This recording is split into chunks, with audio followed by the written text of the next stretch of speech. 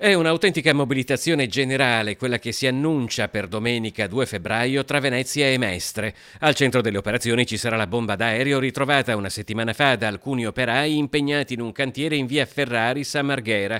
Poco più di 220 kg, di cui 129 di tritolo, rimasti sepolti per quasi 80 anni, risalenti ai bombardamenti subiti da Porto Marghera durante la Seconda Guerra Mondiale.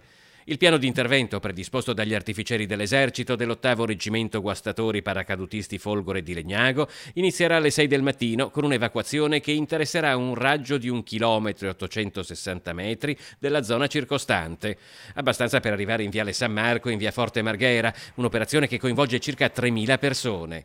A qualche centinaio di metri da dove è stata ritrovata la bomba si trova anche il Ponte della Libertà, per cui niente treni o auto, chiuso al traffico anche l'aeroporto Marco Polo, fermi alcuni stabilimenti con impianto a ciclo continuo di Marghera e le banchine del porto. A pochi passi dall'ordigno c'è peraltro anche la Fincantieri. L'intervento durerà al massimo 4 ore. Alle 7:30 entreranno in scena gli artificieri.